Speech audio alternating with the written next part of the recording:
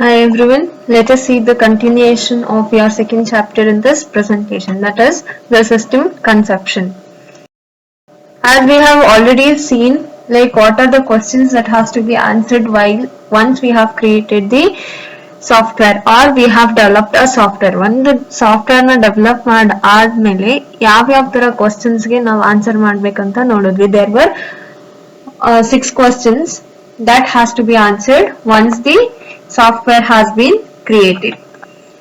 So we have already seen what are those questions in the previous presentation, and here we have a case study with respect to an ATM machine. ಅಂದ್ರೆ ATM machine ನ ಒಂದು software ಅಥವಾ ಒಂದು application ತರ ಇಟ್ಕೊಂಡು ಆ application ಹೆಂಗೆ ಈ 6 questions ನ ಆನ್ಸರ್ ಮಾಡುತ್ತೆ ಅಂತ ನೋಡೋಣ. We have a case study with respect to your elaborating a concept.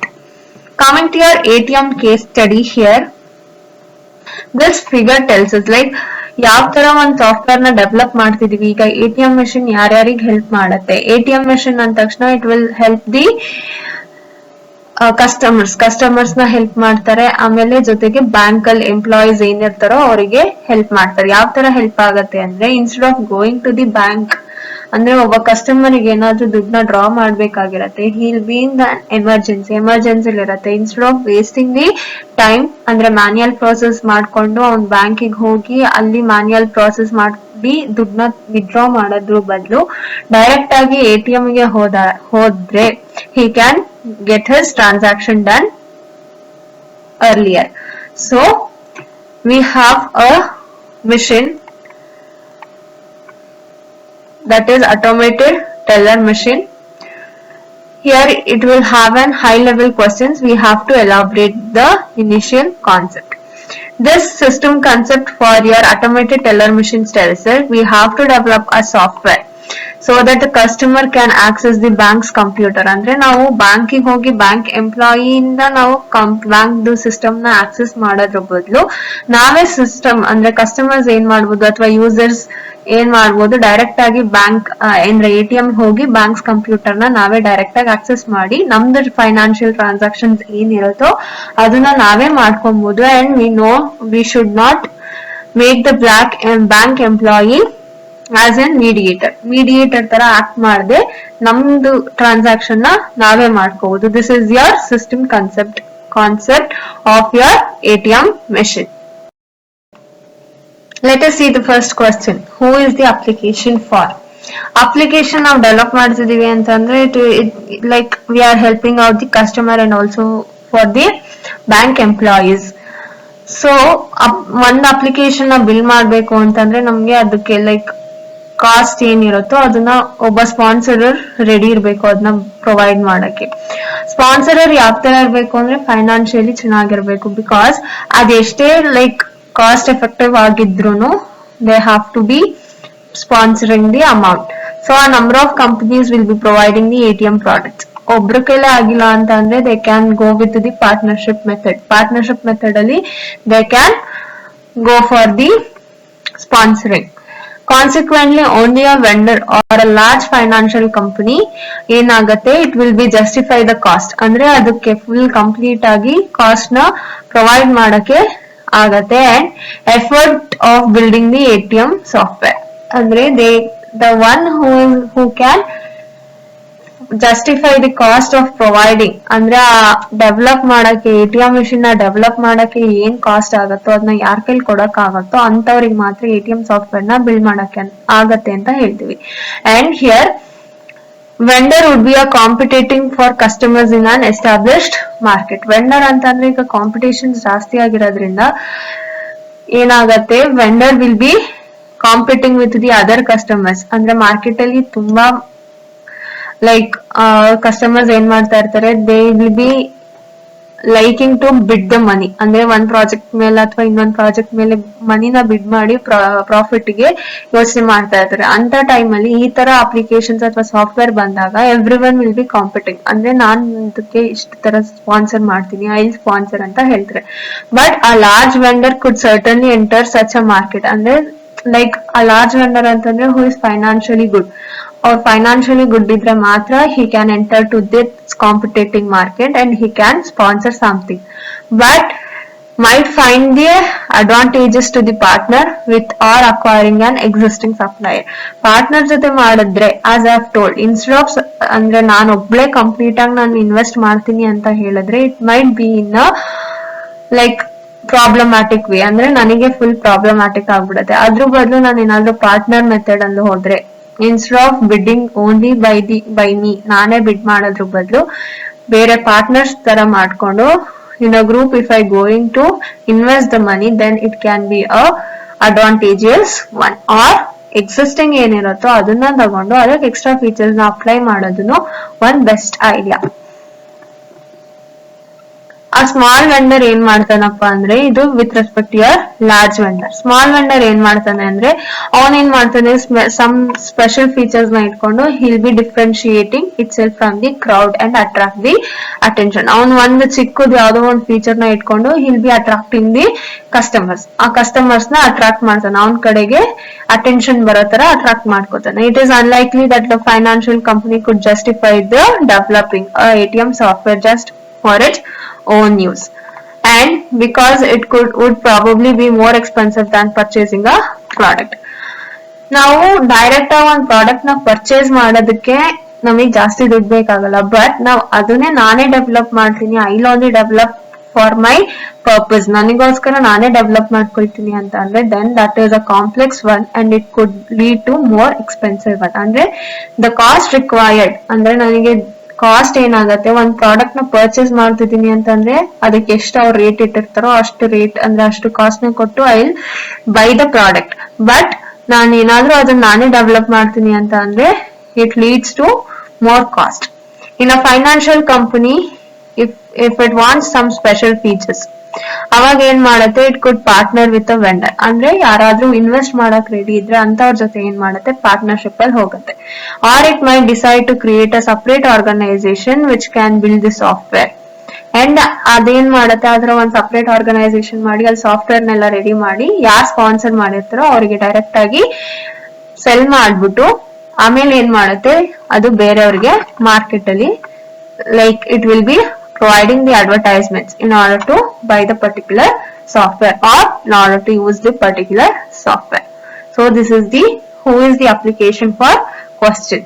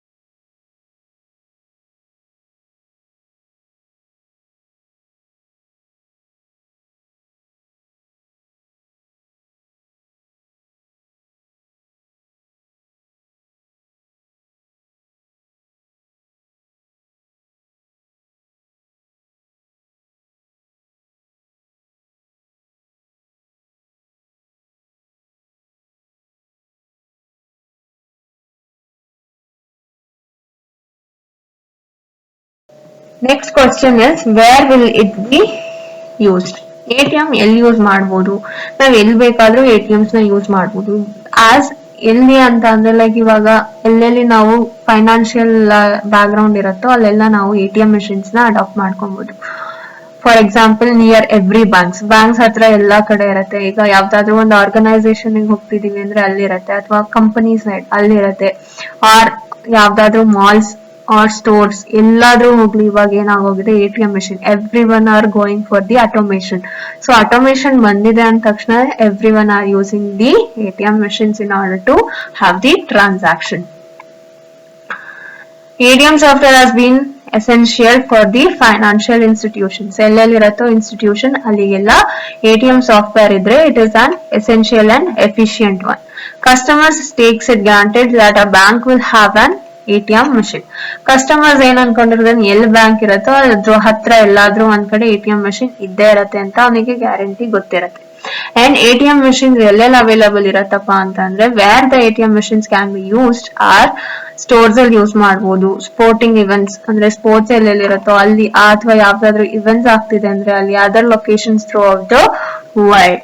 As I told, ಈಗ ಒಂದು ಎಜುಕೇಶನಲ್ ಇನ್ಸ್ಟಿಟ್ಯೂಷನ್ ಅಲ್ಲೂ ನಾವು ಇವಾಗ ತುಂಬಾ ಕಡೆ ATM ಸಾಫ್ಟ್ವೇರ್ ನ ಅಡಾಪ್ಟ್ ಮಾಡ್ಕೊಳ್ತಿದ್ದಾರೆ. Or within your malls ಅಲ್ಲೂ ನಾವು ATM machines ನ ಅಡಾಪ್ಟ್ ಮಾಡ್ಕೊಬಹುದು. These are the some of the places where this can be used. Next question we have is, when it is needed. ಯಾವಾಗ ನಮಗೆ ಈ software ಬೇಕಾಗತ್ತೆ?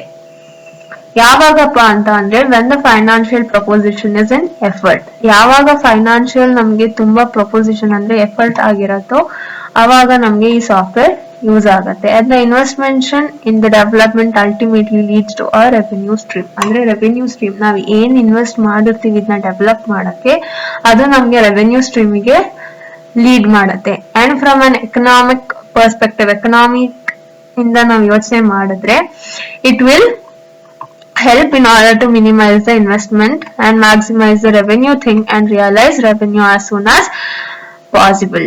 So first ಏನ್ ಮಾಡುತ್ತೆ, ನಮ್ಗೆ ಇನ್ವೆಸ್ಟ್ಮೆಂಟ್ ಏನಿರುತ್ತೋ ಅದನ್ನ ಕಮ್ಮಿ ಮಾಡುತ್ತೆ. Then it will maximise the revenue system and it will realise revenue as soon as possible. Throughout, modeling and over techniques are conducted to this particular goal.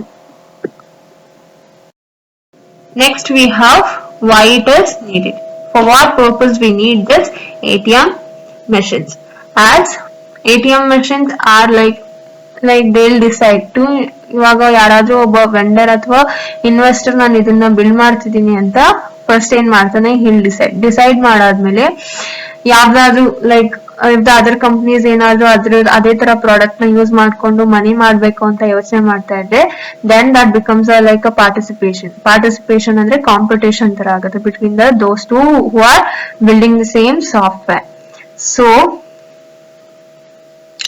ಯಾರ್ದು like premium price ಅಂತ ಅಂದ್ರೆ, like who is having the minimum price and the efficient software, ಅವ್ರಿಗೆ ಏನಾಗುತ್ತೆ, they will have the rights in order to produce their product or the software. And this business commission internal efforts for this technology will be like difficult in order to buy, and it may become critical in order to buy this technology. So there is no motivation in order to develop this ATM software, but in order to reduce the manual handling and the transaction time in the manual thing, the ATM software has been come into existence. So in order to reduce the time required for a transaction, for a single transaction ನಮ್ಗೆ ಏನ್ time ಬೇಕಾಗಿತ್ತು ಅದನ್ನ ನಾವು ಕಮ್ಮಿ ಮಾಡಕ್ಕೋಸ್ಕರ we went with this ATM software. So why is it needed? It is needed in order to reduce the time for a single transaction and also for the reducing the manual handling. With respect to, other than this, in order to have the best product and the better yaar irtare, so in the competitive world, who is going to have the better software product and that what technology they are going to use, that and all will be considered in this question. So vendor might decide to build a software product, and like companies will be thinking in making money by developing the same products or similar products, and here it will become a competitors and lead to the premium pricing. Though it is of internal effects of these technologies, it becomes difficult to buy and critical to them.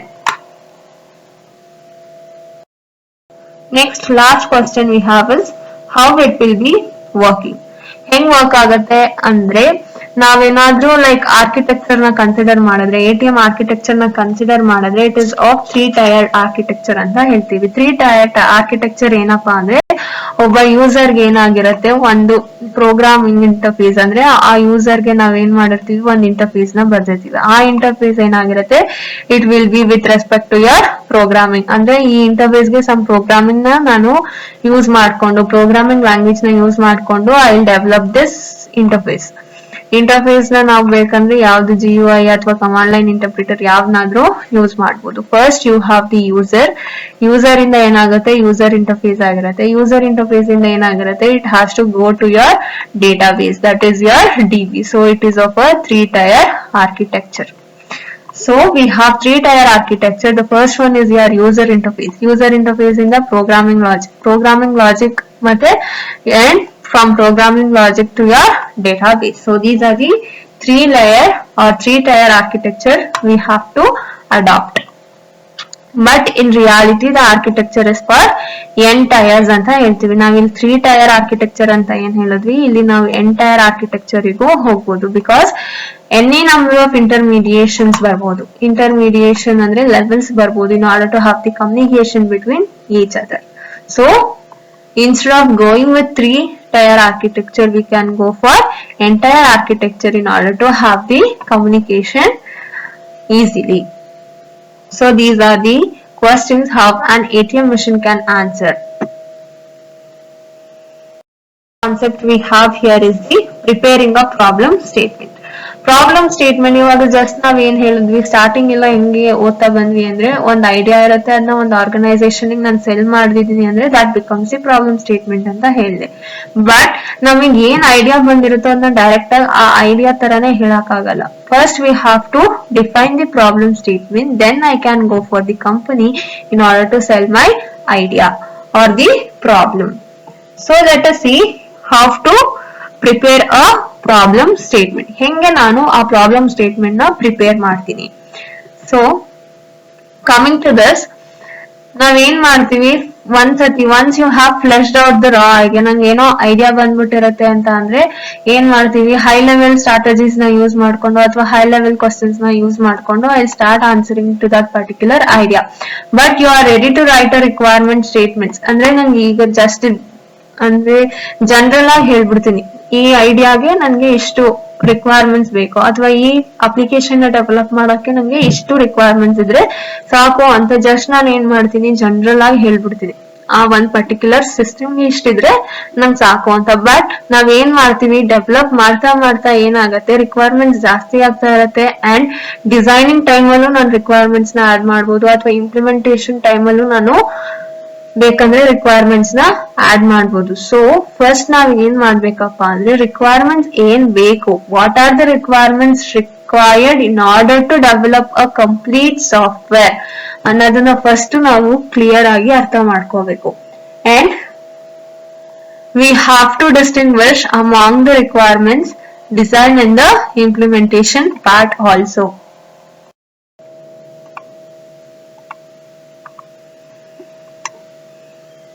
So first we have to go through the requirements. Requirements describes how a system behaves.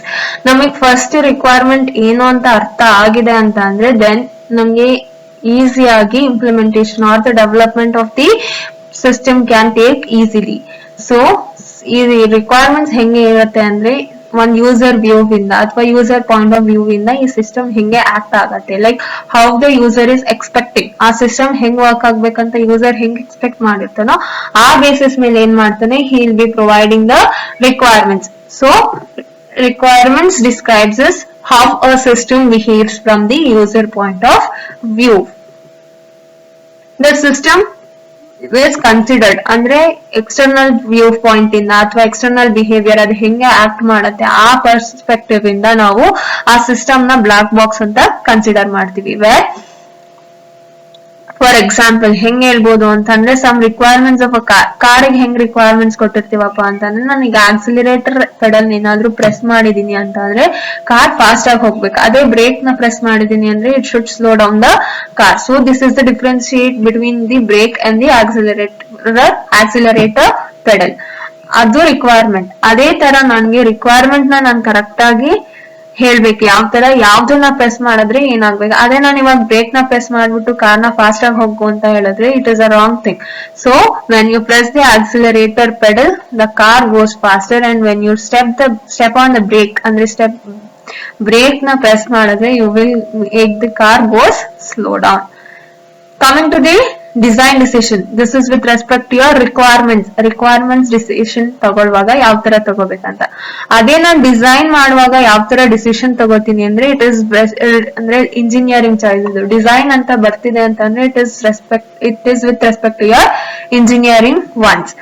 So engineering choice that provides the behavior specified by the requirements. ಈ user ಏನ್ requirements ನ provide ಮಾಡಿರ್ತಾರೋ ಆ basis ಮೇಲೆ engineer ಏನ್ ಮಾಡ್ತಾನೆ, he will take the decision. So what type of decision he can take will be based on the requirements that has been specified. ಅಥವಾ ಆ requirement behaviour ಹೆಂಗಿರುತ್ತೋ ಆ ಬೇಸಿಸ್ ಮೇಲೆ ಇಂಜಿನಿಯರ್ ಏನ್ ಮಾಡ್ತಾನೆ, he will take some choices. So let us see an example here. For some decision or the design decision ಯಾವ ತರ ಇರತ್ತೆ ಅಂದ್ರೆ ಏನಾದ್ರೂ ಇಂಟರ್ನಲ್ ಲೀಕೇಜ್ ಆಗಿ ಅಂದ್ರೆ internal leakages are routed. How the internal leakages are routed or how the engine can be controlled. ಇದು user perspective ಇಂದ ಗೊತ್ತಾಗಲ್ಲ. ಇಂಜಿನ್ ಹೆಂಗ್ ಕಂಟ್ರೋಲ್ ಮಾಡ್ತಿದೀನಿ and how the leakage ಏನಾದ್ರೂ ಆಗ್ತಾ ಇದ್ರೆ ಅದು ಹೆಂಗ್ ರೂಟ್ ಆಗತ್ತೆ ಅದೆಲ್ಲ ಅವ್ರಿಗೆ ಗೊತ್ತಿರಲ್ಲ. And what kinds of brake pads are on the wheels. These are the design decisions that has to be taken by the engineers. And this implementation deals with the ultimate realization in programming code. So the implementation deals with the ultimate realization in programming code. Implementation ಅಂತ ತಕ್ಷಣ ನಮಗೆ ಏನ್ ಹೇಳ್ತೀವಿ ಅಂತಂದ್ರೆ it deals with the programming ಅಂದ್ರೆ we will be coding the program in order to develop the particular application. Frequently customer mix true requirements with design decision. ಅಂದ್ರೆ like ಏನ್ ಮಾಡ್ತಾರಪ್ಪ ಅಂತ ಅಂದ್ರೆ ಕಸ್ಟಮರ್ಸ್ ಅವ್ರಿಗೆ ಏನ್ ಅನ್ಸುತ್ತೋ ಅದ್ರ ಜೊತೆಗೆ ಈ ಡಿಸೈನ್ ಅಂದ್ರೆ ಇಂಜಿನಿಯರಿಂಗ್ ಚಾಯ್ಸ್ ಏನಿರುತ್ತೋ ಎರಡನ್ನೂ ಕಂಬೈನ್ ಮಾಡ್ಬಿಡ್ತಾರೆ. ಕಂಬೈನ್ ಮಾಡಿದಾಗ the requirement may become complex ಆಗತ್ತೆ and it is not a good thing. ಆತರ ಕಂಬೈನ್ ಮಾಡೋದು ಅಥವಾ ಮಿಕ್ಸ್ ಮಾಡೋದು it is not a better idea. So it is the bad idea. If you separate the requirements from the design decision anta andre it has to be taken by the engineers only. So you have to make a separation between the user requirements and the design decision. And you have to preserve the freedom in order to change a design. Now freedom na ಕೊಟ್ಟಿರಬೇಕು for the designer in order to change the design na change ಮಾಡಕ್ಕೆ ಅಂದ್ರೆ ಯಾವಾಗಾದ್ರೂ ಅವ್ರಿಗೆ requirements change ಆದಾಗ they can change the design. ಆ ತರ ಒಂದು freedom na we have to provide them. Next we have like there are many possible ways. ಅಂದ್ರೆ one problem ಗೆ ನಾವು ಒಂದೇ solution ಇರುತ್ತೆ ಅಂತ ಯಾವತ್ತೂ ಹೇಳಲ್ಲ. So one problem may end up with many solution. One problem ಗೆ we can have n number of solution. So a typical problem may end up with many possible ways. ಅಂದ್ರೆ ಒಂದು problem ಗೆ we can design a n number of systems. And you should defer a solution until you fully understand the problem. Complete problem ಅರ್ಥ ಆಗೋವರೆಗೂ ನಾವು solution ನ find out ಮಾಡ್ತಾನೆ ಇರಬೇಕು. We cannot tell the solution at the earlier stage itself. ಅಂದ್ರೆ ನನಗೆ problem ನೇ ಅರ್ಥ ಮಾಡ್ಕೊಳ್ಳಿ ಫಸ್ಟ್ ಇನಿಷಿಯಲ್ ಸ್ಟೇಜಸ್ ಅಲ್ಲೇ ನನಗೆ ಸೊಲ್ಯೂಷನ್ ಸಿಕ್ಕಿದೆ ಅಂತ ಹೇಳ್ಬಾರ್ದು. And the system concept document ಅಲ್ಲಿ ಏನಿರತ್ತೆ ಅಂತ ಅಂದ್ರೆ ಲೈಕ್ ಅಲ್ಲಿ ಇಂಪ್ಲಿಮೆಂಟೇಷನ್ ಯಾವ ತರ ಮಾಡ್ತೀವಿ ಅಂತಾನು ನಾನು ಇನ್ಕ್ಲೂಡ್ ಮಾಡ್ಬೋದು. So system concept may include the implementation document also. The purpose of the example is ಏನಕ್ಕಪ್ಪ ನಾವು ಎಕ್ಸಾಂಪಲ್ ನ ಇನ್ಕ್ಲೂಡ್ ಮಾಡ್ತೀವಿ ಆ ಡಾಕ್ಯುಮೆಂಟ್ ಅಲ್ಲಿ ಅಂತಂದ್ರೆ ಯಾವ ತರ ಇಂಪ್ಲಿಮೆಂಟ್ ಮಾಡ್ತೀವಿ using some of the technologies. Like ಯಾವ ತರ ಟೆಕ್ನಾಲಜೀಸ್ ನ ಯೂಸ್ ಮಾಡ್ಕೊಂಡ್ರೆ ಯಾವ ತರ ನಮ್ಗೆ ಇಂಪ್ಲಿಮೆಂಟ್ ಮಾಡ್ಬೋದು ಅಂದ್ರೆ ಲೈಕ್ ಈ ಎಕ್ಸಿಸ್ಟಿಂಗ್ ಟೆಕ್ನಾಲಜೀಸ್ ಏನಿರುತ್ತೋ ಅದ್ರಲ್ಲಿ ಯಾವ್ದು better one which is the efficient one ಅನ್ನೋದನ್ನ ಅರ್ಥ ಮಾಡ್ಕೊಳ್ಬೇಕು. And what is the cost required for this particular technology, ಯಾವ ಟೆಕ್ನಾಲಜಿನ ಯೂಸ್ ಮಾಡ್ಕೊಂಡು ಈ ಪ್ರಾಬ್ಲಮ್ಗೆ ಸೊಲ್ಯೂಷನ್ ಫೈಂಡ್ ಔಟ್ ಮಾಡಿದ್ರೆ ಯಾವ ತರ ಕಾಸ್ಟ್ ಬೀಳತ್ತೆ ಅಂದ್ರೆ ಎಷ್ಟು ಕಾಸ್ಟ್ ಆಗುತ್ತೆ. So these are the things that has to be kept in mind while designing the system or implementing the system. So the purpose of providing the example in the document is in order to like which technology has to be used, ಯಾವ technology na use ಮಾಡ್ಕೊಂಡು I should go for the implementation and the cost should be a reasonable one. ಅಂದ್ರೆ ನಾವ್ ಏನ್ ಮಾಡ್ತಾ ಇದೀವಿ ಅದಕ್ಕೆ cost correct ಆಗಿರ್ಬೇಕು. It's a proof of existence statement ಅಂದ್ರೆ ಏನ್ ಇದೆಯೋ ಅದನ್ನ ಯೂಸ್ ಮಾಡ್ಕೊಂಡು ನಾವು ಮಾಡಿದ್ರೆ we can lead to a better one. However, here it is clear that the sample implementation ಏನಿರುತ್ತೋ ಅದು ನಮ್ಗೆ ಫೈನಲ್ ಸಿಸ್ಟಮ್ ಗಿಂತ ಬೇರೆ ತರ ಇರುತ್ತೆ. ಸ್ಯಾಂಪಲ್ ಅಂದ್ರೆ ಇನಿಷಿಯಲಿ ನಾವು ಏನ್ ಇಂಪ್ಲಿಮೆಂಟ್ ಮಾಡ್ತೀವೋ that will be a different from the final one. ನಮ್ಗೆ ಅದೇ ತರ ತಾನೇ ಯಾವ್ದೇ ಒಂದು ಪ್ರಾಬ್ಲಮ್ ಸ್ಟೇಟ್ಮೆಂಟ್ ನ ತಗೊಂಡ್ರು ನಮ್ಗೆ ಸ್ಟಾರ್ಟಿಂಗ್ ಏನ್ ಯೋಚನೆ ಬಂದಿರುತ್ತೋ ಸೊಲ್ಯೂಷನ್ ಇದಕ್ಕೆ ಈ ಪ್ರಾಬ್ಲಮ್ ಈ ಸೊಲ್ಯೂಷನ್ ಆಗತ್ತೆ ಅಂತ ಏನ್ ಐಡಿಯಾ ಬರುತ್ತೋ that will be different from the correct solution. So the sample implementation ಏನಪ್ಪಾ ಅಂದ್ರೆ ಒಂದ್ ಪಾಸಿಬಲ್ ತರ ಆಕ್ಟ್ ಮಾಡುತ್ತೆ, ಈ ತರ ಬರ್ಬೋದು ಅಂತ ಒಂದ್ ಐಡಿಯಾ ಹೇಳತ್ತೆ. For example when the Apollo program ಅವ್ರು ಏನ್ ಮಾಡಿದ್ರು ಅಂದ್ರೆ ಮ್ಯಾನ್ ಆನ್ ದ ಮೂನ್, ಅವ್ರ ಐಡಿಯಾ ಏನಿತ್ತು ಮೂನಿಗೆ ಮ್ಯಾನ್ ನ ಹಾಕ್ಬೇಕು ಅಂತ ಇತ್ತು ಇನ್ 1960s and it was the first proposed one. So in order to the idea was to put a man on the moon in 1960s. ಈ ಪ್ಲಾನ್ ಏನಾಯ್ತು, first ಏನ್ ಮಾಡೋದು, the plan was to place a rocket in the earth orbit. ಅವ್ರದ್ದು ideas ಈ ತರ ಇತ್ತು. First Moon ಮೇಲೆ man ನ ಹಾಕ್ಬೇಕಂತ ಐಡಿಯಾ ಬಂತು. ಆಮೇಲೆ they plan to place a rocket in the earth orbital ಆಯ್ತು. Then launch a landing vehicle directly on the moon surface ಅಲ್ಲಿ ಡೈರೆಕ್ಟ್ ಆಗಿ ನಾವು ವೆಹಿಕಲ್ ನ ಲಾಂಚ್ ಮಾಡ್ಬೇಕು ಅಂತ ಐಡಿಯಾ ಬಂತು. In the final successful program ಇಷ್ಟು ಐಡಿಯಾಸ್ ಇತ್ತು. ಬಟ್ ನಮ್ಗೆ ಸಕ್ಸಸ್ಫುಲ್ ಪ್ರೋಗ್ರಾಮ್ ಏನಾಯ್ತಪ್ಪ ಅಂದ್ರೆ ಫೈನಲ್ ಅಲ್ಲಿ ರಾಕೆಟ್ ಎಲ್ಲಿ ಲಾಂಚ್ ಆಯ್ತು ಅಂದ್ರೆ ಲೂನಾರ್ ಆರ್ಬಿಟ್ ಅಲ್ಲಿ ಡೈರೆಕ್ಟ್ ಆಗಿ ಲಾಂಚ್ ಮಾಡಿದ್ವಿ. From which the lander was launched to the moon surface ಗೆ ಲಾಂಚ್ ಆಯ್ತು. So it was not a bad thing to make the first proposal. ಇದು ಬ್ಯಾಡ್ ಪ್ರಪೋಸಲ್ ಅಲ್ಲ, ನಾವು ಫಸ್ಟ್ ಮಾಡಿದ್ದು it is not a bad thing. ನಾವ್ ಏನೇ first ಮಾಡಿದ್ರು ಅಂದ್ರೆ ಫೈನಲ್ ಸೊಲ್ಯೂಷನ್ ಬರೋವರೆಗೂ ನಾವ್ ಏನೇನ್ ಟ್ರೈ ಮಾಡ್ತೀವಿ that is not a bad thing. So it is not a bad thing in order to make some improvements. However, as this gave confidence so that I can gain the final result ಅಂದ್ರೆ feasible approach, feasible solution ನ ನಾನು ಈಸಿಯಾಗಿ gain ಮಾಡಬಹುದು ಅನ್ನೋ ಐಡಿಯಾಗೋಸ್ಕರ it will be providing the confidence. So if I try something which is not better one, then it is not a bad thing. ಅಂದ್ರೆ ನಮ್ಗೆ ಅಲ್ಲಿ final ಆಗಿ ಬೇರೆ ಬರುತ್ತೆ, ಬಟ್ ಇನಿಷಿಯಲಿ ನಾವ್ ಏನ್ ಟ್ರೈ ಮಾಡ್ತೀವಿ that is not a bad thing. But if I gain something ಅಂದ್ರೆ ಅದೇನೋ ಟ್ರೈ ಮಾಡಿರೋದ್ರಿಂದ ಏನೋ ಒಂದ್ ಸೊಲ್ಯೂಷನ್ ಬಂತು ಅಂದ್ರೆ ಇಟ್ ಗೇನ್ಸ್ ಅಂದ್ರೆ it Boost ups my confidence level ಜಾಸ್ತಿ ಆದಾಗ ಏನಾಗುತ್ತೆ, I will be trying something ಅಂದ್ರೆ ನನ್ಗೆ ಏನೋ ಬಂದಿದೆ, ಐ ಕ್ಯಾನ್ ಗೋ ಫರ್ದರ್ ಅಂತ ಹೇಳ್ತೀವಿ. So if I get something I'll go further, if I won't I'll not. ಆ ತರ ನನ್ಗೆ ಏನಾದ್ರೂ ಒಂದ್ ಐಡಿಯಾ ಬಂತು ಅಂದ್ರೆ gives the confidence so that I can reach the feasible solution. And here we have a figure which shows the requirements, like what are the requirements while designing, implementing and the problem statement time ಅಲ್ಲಿ ಯಾವ ತರ requirements ಇರತ್ತೆ ಅಂತ.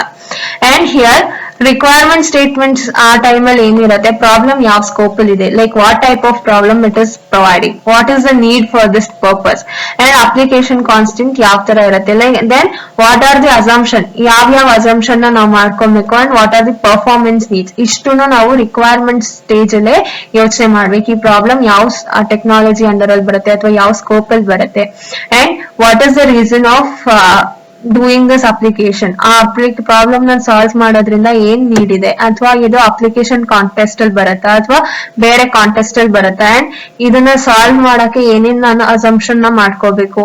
Next what are the performance needs, ಏನೇನ್ performance needs ಬೇಕು ಅಂತ ನಾವು requirement statement ಅಲ್ಲಿ ನೋಡ್ತೀವಿ. Then we have the design part. Design part ಅಲ್ಲಿ ಏನ್ ಹೇಳ್ತೀವಿ ಅಂದ್ರೆ ಜನರಲ್ ಅಪ್ರೋಚ್. ಫಸ್ಟ್ ನಾವು ಜನರಲ್ ಅಪ್ರೋಚ್ ಅಲ್ಲಿ ಹೋಗ್ತೀವಿ. ಜನರಲ್ ಅಪ್ರೋಚ್ ಅಲ್ಲಿ ಆಗಿಲ್ಲ ಅಂದ್ರೆ we will make some uses of algorithms. Algorithms ಅಷ್ಟೇ, ಈ ಪ್ರಾಬ್ಲಮ್ಗೆ ಯಾವ ತರ ಅಲ್ಗಾರಿದಮ್ ನ ನಾನು ಅಪ್ಲೈ ಮಾಡಿದ್ರೆ ಯಾವ ತರ ಸೊಲ್ಯೂಷನ್ ಬರುತ್ತೆ ಅಂತ ಫಸ್ಟ್ ಯೋಚನೆ ಮಾಡಿ, then I should prefer the algorithms. Next we will go for the data structures. What are the type of data structures, ಯಾವ ತರ ಯೂಸ್ ಮಾಡ್ಕೊಂಡು either I can go for stack, queue, heap and the other things. Architecture, first ನಾವ್ ಏನ್ ಮಾಡ್ಬೇಕು, design part ಅಲ್ಲಿ high level strategies ನ use ಮಾಡ್ಕೊಂಡು architecture ನ ಫಸ್ಟ್ ಬಿಲ್ಡ್ ಮಾಡ್ಬೇಕು. It acts as a blueprint. Next optimisation, ಅಂದ್ರೆ optimisation architecture ಮಾಡಾದ್ಮೇಲೆ ಸಮ್ ಆಪ್ಟಿಮೈಸೇಷನ್ಸ್ ನ ಮಾಡ್ಕೊಂಡು we will have the capacity of planning ಮಾಡ್ಕೋತೀವಿ. ಯಾರ್ಯಾರು ಯಾವ್ದನ್ನ ಬಿಲ್ಡ್ ಮಾಡ್ಬೇಕು ಅಥವಾ ಯಾವ್ದಾದ್ರು ಚೇಂಜಸ್ ಬೇಕಾದ್ ಈ ತರ ಸಲಿ ಪ್ಲಾನ್ ಅಥವಾ ಆರ್ಕಿಟೆಕ್ಚರ್ ಗೆ ಯಾವ ತರ ಸೊಲ್ಯೂಷನ್ ಬರುತ್ತೆ ಈ ತರ ಪ್ಲಾನ್ ಮಾಡ್ತೀವಿ. ಅದಾದ್ಮೇಲೆ once the design part is been completed we will go for the implementation part. Implementation part ಅಲ್ಲಿ ಫಸ್ಟ್ ನಾವು ಯಾವ ಪ್ಲಾಟ್ಫಾರ್ಮ್ ಅಲ್ಲಿ ನಾವು ಇಂಪ್ಲಿಮೆಂಟ್ ಮಾಡ್ತಿದ್ವಿ, that is the main reason, main thing. First we have to decide the platform ಆದ್ಮೇಲೆ hardware hardware resources ಏನಾದ್ರು ಬೇಕಂದ್ರೆ ಯಾವ್ಯಾವ ಹಾರ್ಡ್ವೇರ್ ರಿಸೋರ್ಸಸ್ ನ ಯೂಸ್ ಮಾಡ್ತಿದೀವಿ. Then what are the software libraries ಅಥವಾ ಪ್ರೋಗ್ರಾಮಿಂಗ್ ಲ್ಯಾಂಗ್ವೇಜ್ ಆಗ್ಬೋದು ಅಥವಾ ಲೈಬ್ರರೀಸ್ ನಾವ್ ಏನ್ ಯೂಸ್ ಮಾಡ್ತಿದೀವಿ, that has to B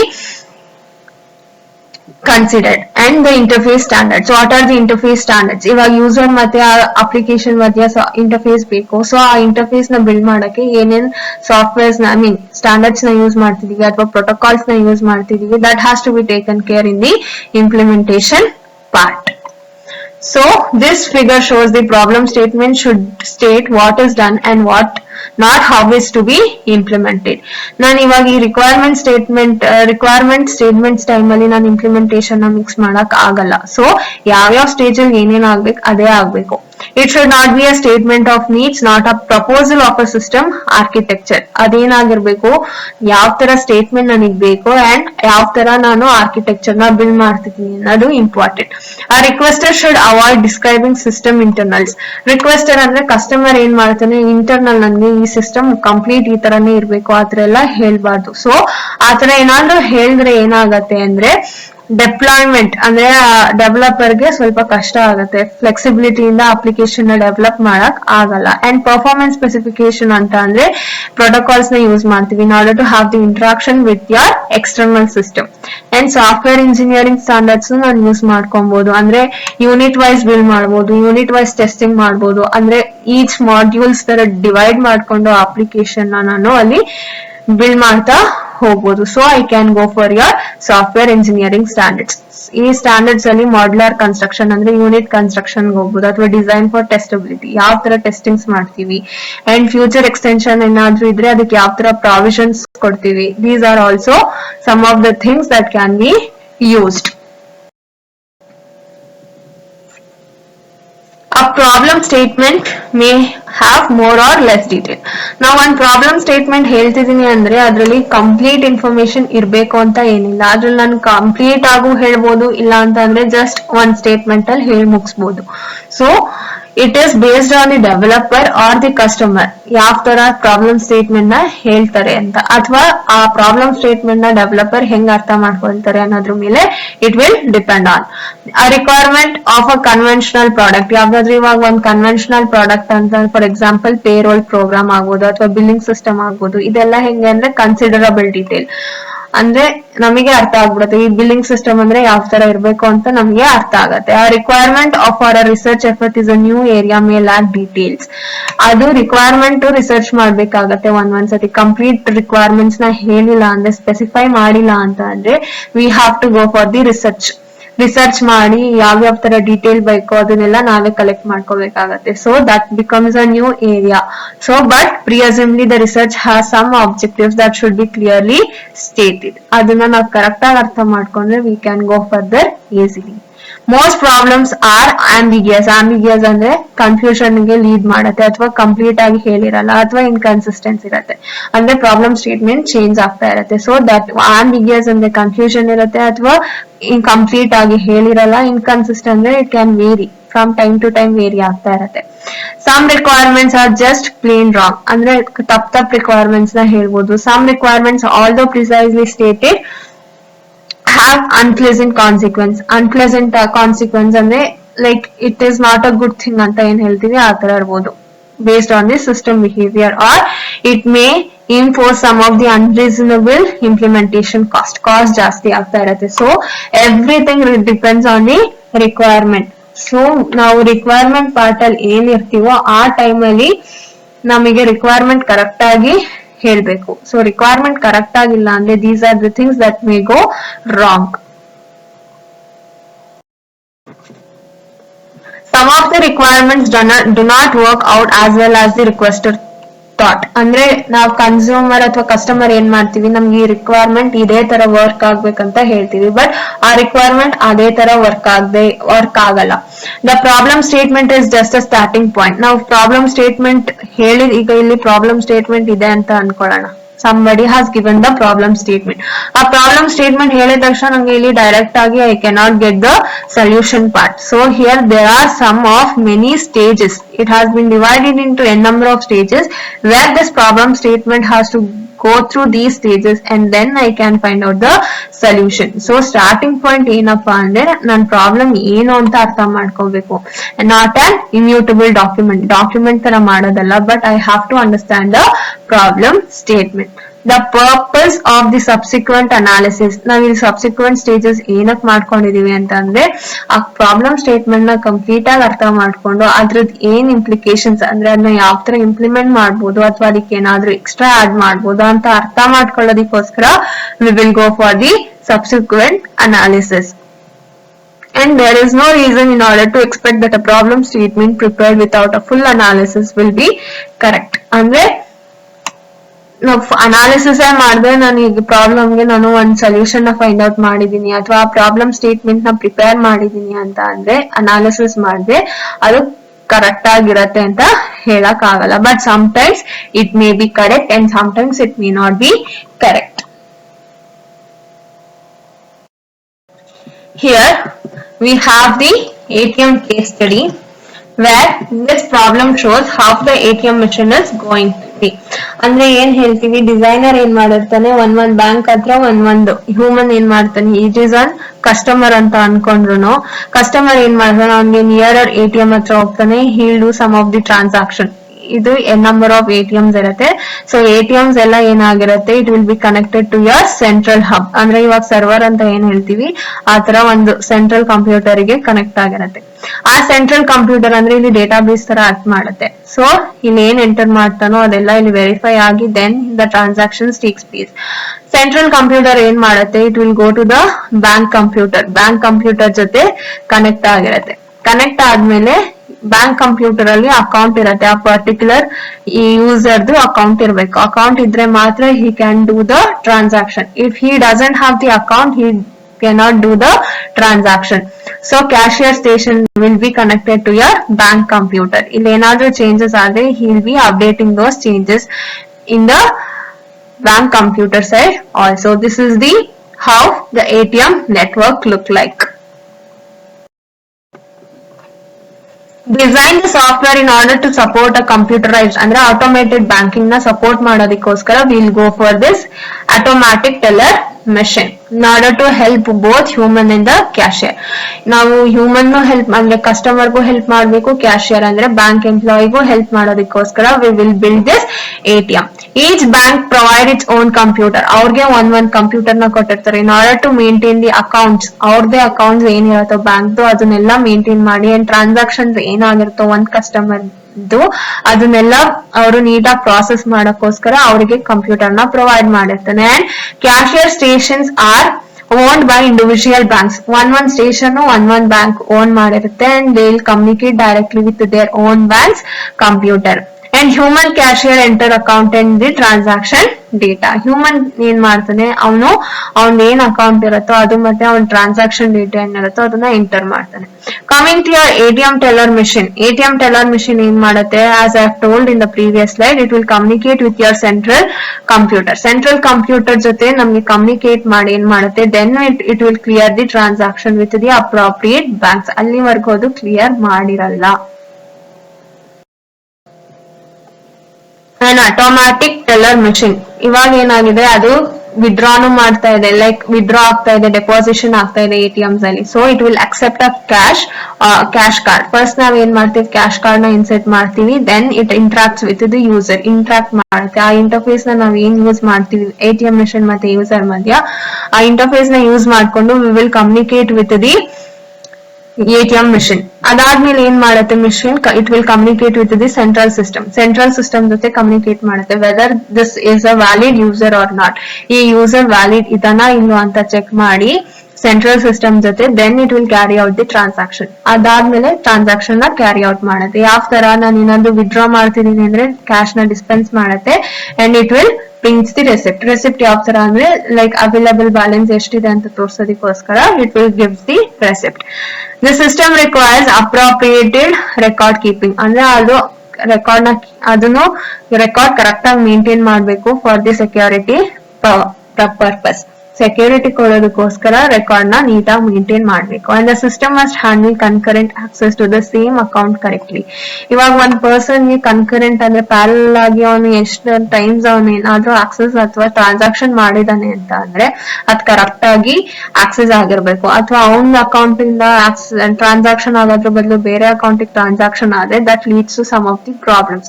so it has to be taken care. The banks will provide their own software for their own computers. ಅವ್ರದ್ದು bank software ಏನಿರುತ್ತೋ ಅದನ್ನ ಅವ್ರವ್ರ systems ಗೆ ಇನ್ಸ್ಟಾಲ್ ಮಾಡಿರ್ತಾರೆ. You are to design the software for the ATMs and the network. The cost of the shared system will be appropriation to the banks according to the number of customers with cash cards. ಅಂದ್ರೆ ನಾವ್ ಯಾವ ತರ system ನ share ಮಾಡ್ತೀವಿ ಅದ್ರ ಮೇಲೆ cost depend ಆಗತ್ತೆ ಅಂತ ಹೇಳ್ತೀಯಾನೆ. So this is how the transactions takes place in your ATM. So this is the ATM case study. This completes your second chapter of your third module.